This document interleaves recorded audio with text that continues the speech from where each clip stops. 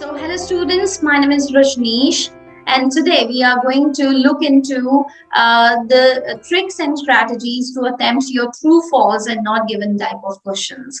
As most of the students, find it difficult to attempt their true, false, and not given type of questions because there are so many misconceptions about the way to attempt true, false, and not given type of questions.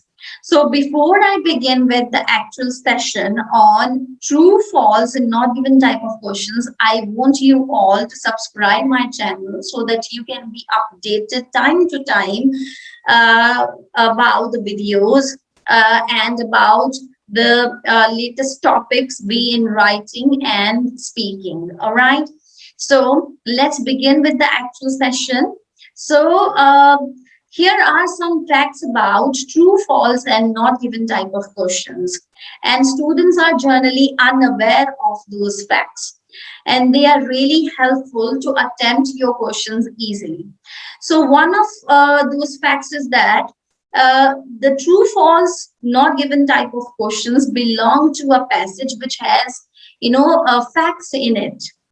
Facts in it. Like facts can be the information scientifically proven correct. All right.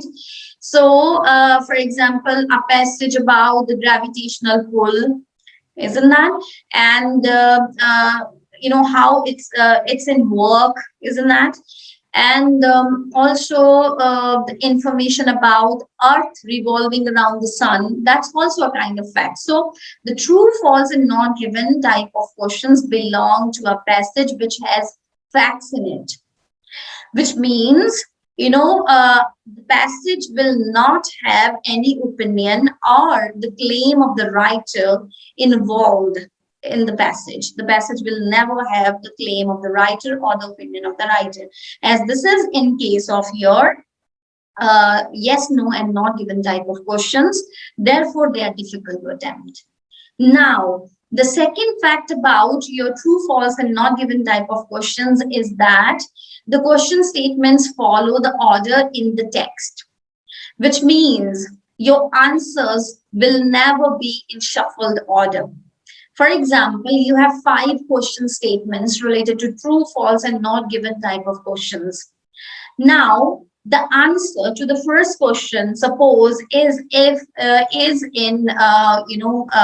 paragraph. Suppose that's in a paragraph. Now, the answer to your question 2 or the question statement 2 would either be in the B paragraph or in the C paragraph, or it can be in the D paragraph.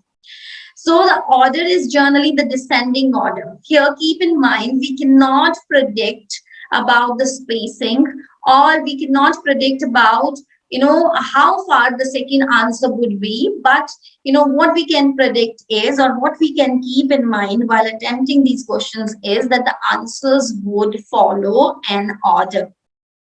The question statements are in the order of the information in the text. Keep that in mind. Right, which means answer to your first question would always be before the answer to your second question statement. All right, now the third one, the third fact about true, false, and not given type of questions is that the answers are usually from one sentence, which means you need not to read at length to find an answer to your question statement. It can happen, but in case of only 1 or 2 question statements that you need to read at you need to read at length. For example, your answer might be in more than 2 sentences or in more than 3 sentences, but it happens only sometimes.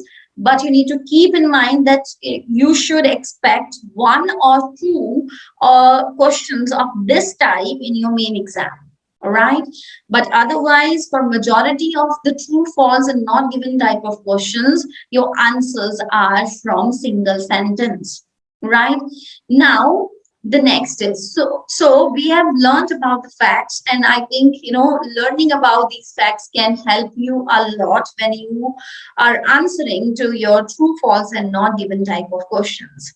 Now, Before we head towards the patterns in which your questions are set in your reading test paper, we need to look at the instructions. As you know, in your reading test paper, over the question statements, you get some instructions written in the box. All right. So the instructions usually say, for example, for the true, for the answer to be true, the instruction usually says that if the question statement agrees with the information in the text, the answer goes true, as it is written in your reading test paper.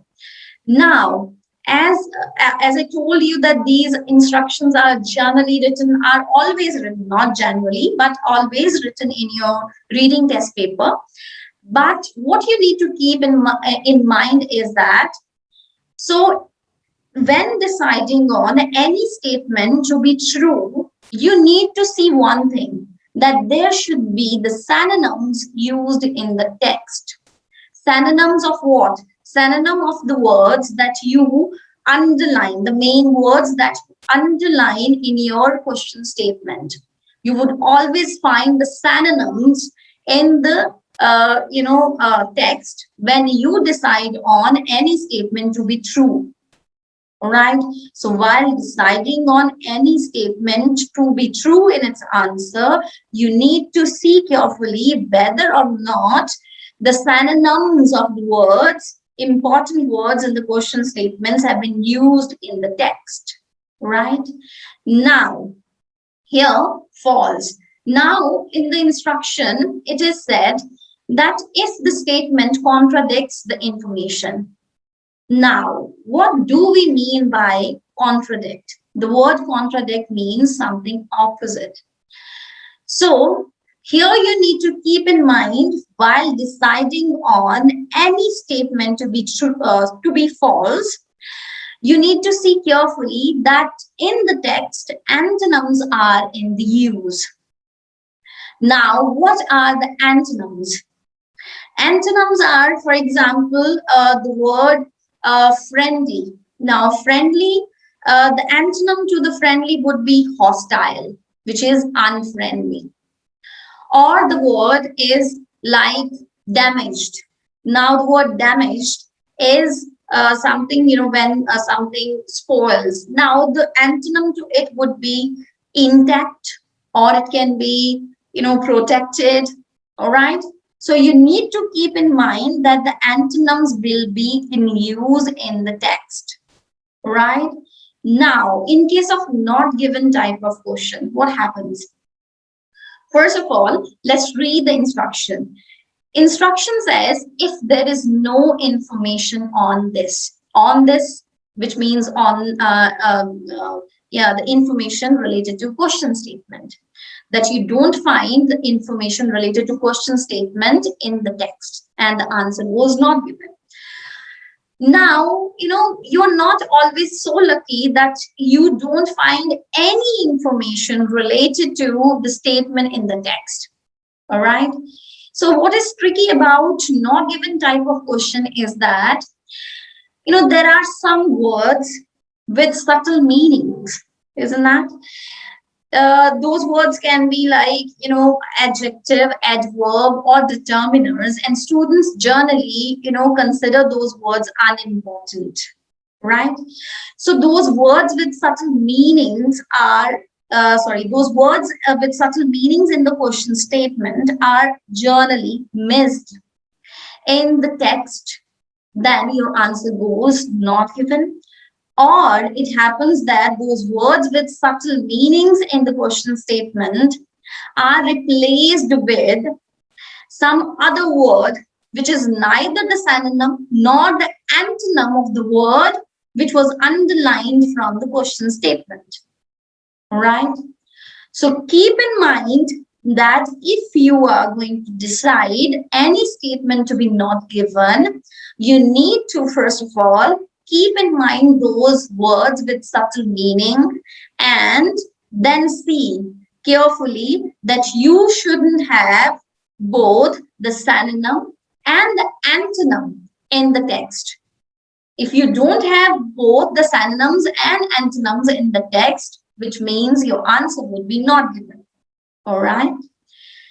Clear? Now, what else we have is here. So far we have understood about the facts and about this instructions which are given in every reading test paper, and I've told you how to make those instructions easy for you to understand. As you need to keep in mind that you need to make use of synonyms in case of true and make use of antonyms in case of false. And also in case of not given, you need to keep in mind that neither the synonym nor the antonym of those important words is used in the text, right? So now the next thing we are going to learn is, we are going to look into is, yes, the common patterns, the 6 common patterns in which your question statements are set, right?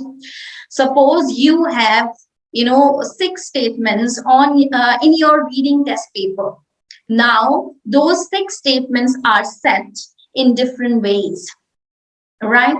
So we are going to look into those 6 patterns in which your question statements are set in your reading test paper, with examples taken from your actual reading test paper. Clear? So now here we have that you would find the statements having qualifiers. Yeah, look here. You will have statements, having qualifiers in them. Now, what are the qualifiers? As I told you earlier, that there are certain words with, subtle meanings that students generally consider unimportant. Those words can be adjectives, adverbs, than determiners. All right. So the qualifiers are adjectives, adverbs, and determiners. All right. So you need to see that you will see the statement having qualifiers, and the common qualifiers in your reading exams, reading test paper are generally some, only, originally, instantly, immediately. So these are some common qualifiers. Now let's see. Here in this example, the semi-arid land of the Sahel is found only in Mali. Now see, the word only is the qualifier. Now these words are decisive to make your answer true, false, and not given. Therefore, you need to keep in mind that you underline qualifiers, right? Because there will be some question statements having qualifiers. Clear? Now, the next is statements having relation between 2 parts of the sentence. Now, relation here can be like cause and effect. Cause and effect. Now, cause is reason and the result. Effect is the result. Okay. Cause and effect. Or the relation can be action and purpose, right? Or the cause can be like the two, the simple link with the, we can say, time clause, for example, with when, or as long as, or as soon as long as is actually the condition, and as soon as is the time clause. All right. So there can be conjunctions like as long as, or as soon as, or when. All right. So for example here, look at the example here. Henderson gave up portraiture so that he could focus on taking photographs of scenery. Now, there are 2 parts in this sentence, in this question statement. One is that Henderson gave up portraiture, all right? Other is he could focus on taking photographs. Now, this is the second part, right? Now, these 2 parts are linked with the word, the conjunction, so that. Now, so that implies purpose. That this is what he did. This is an action. He took this action for some purpose, written here, right? So In this way, you will see some statements having relationship between two parts of the sentence. Clear? So you need to underline, you need to understand that relationship in order to attempt it correctly. All right? Don't worry, I'll elaborate on each type of pattern in detail, at a later stage. All right? Now, what we have here, the third pattern is that the statement having comparisons. Now comparison is done. Comparison is presented with words like than, or it can be with as much as, not so much as, or it can be with comparatives like comparative degrees like better, fewer or more. All right. Or it can be with superlatives, the most, the best, the biggest, the largest, and all. So here, look at an example. So Brunel was less important than other construction engineers in Britain in late 19th century. Now see, here what we have is the comparison. The comparison, and the word of comparison is than here. Than. So we need to keep in mind that some of the questions are set in a way that the comparison is shown between two elements, two different persons, two different features, and all. All right. So we need to look at this pattern as well, and that's very common. Fine, to be seen in your reading test paper, especially in your Cambridge, reading test papers. Clear? Now, next is statement having a general fact. Now, what is the general fact? That's the reality, that's the belief that we accept at the face value, all right, that we usually accept. Now, these statements, the question statements which represent the general fact are written in present indefinite tense usually, right? And some adverbs are used to clarify that these are the general facts. For example, some adverbs like generally, usually, sometimes, often, or some words like tend to, so these words are written in your question statement to make you clear that the question is having the general fact in it, and you need to understand that. Clear? So now here, in example as well, here see, cockroaches will fight over food. Now here will is used. Now you will be confused that ma'am earlier told us that the facts are generally written in present indefinite tense, but here will is used with infinitive here, which means this is the present indefinite tense, future indefinite tense. Why it has been used here? So will, is used to reveal about the characteristic habit of a thing, of a person as well. Got it? So even will is used to reveal, to represent the characteristic habit. So this is also a fact. It doesn't mean that cockroaches will fight over food in the future. No, it reveals that cockroaches have a general, or a characteristic habit to fight over food. All right, fine. So that is also the general fact. So keep in mind that future indefinite, or simply the modal will, is also used to reveal the characteristic habit. All right. Now, so you will also find some questions having general facts in those. Now, the next is statements having modals. Now, what are the modals? Modals are like could, would, should, must, will, shall, might, may. So you might have studied these models in your lower standards, or even in your grammar lessons, in your IELTS coaching centers. Now, you need to keep in mind that the question statements which have, these models are a little bit difficult to attempt, right, than the question statements having, simple tenses. Yeah. For example, here you have a question statement: LED systems could solve world's energy problems. Now, see, we have here that, the model code in use in this statement. Now, most of the students, have an understanding that could is the past of can, which means this information is about some past time. But, you're making a mistake, though, could is the past of can, that's for sure. But you need to keep in mind that there are so many other different uses of could. And here, this example is one of those, different uses. Here, could is used to reveal the capacity in the present time, not in the past.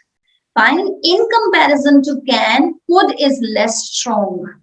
Could is less strong, which means it reveals about the capacity of LED systems here. Fine. So you will see such statements as well in the true, false, and not given type of questions, in which there will be the use of models. And when finding answers to these questions can be a bit difficult. All right. So there are some statements having models in use. Now, the next is some of the question statements have positive or negative verbs as well. Now, what are the positive verbs? The positive verbs can be like, invented. It can be, for example, managed or expanded, right? Or extended. So these are the positive verbs. Or the negative verbs can be, for example, give up.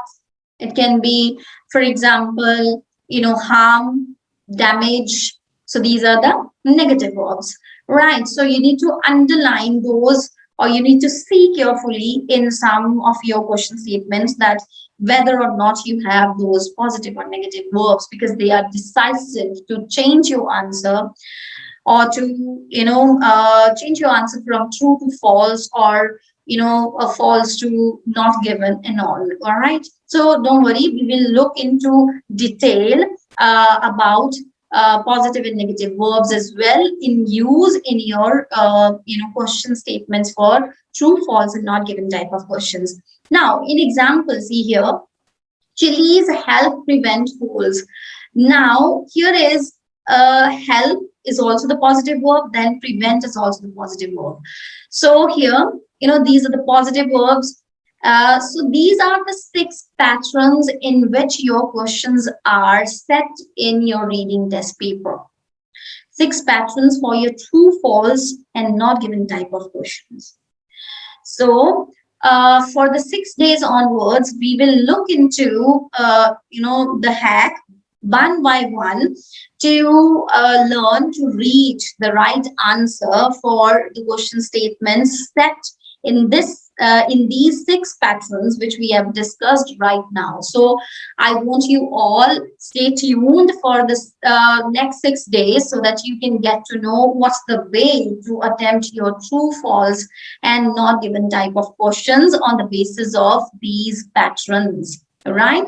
So keep learning, and please do subscribe and share the channel with your friends. Thank you so much.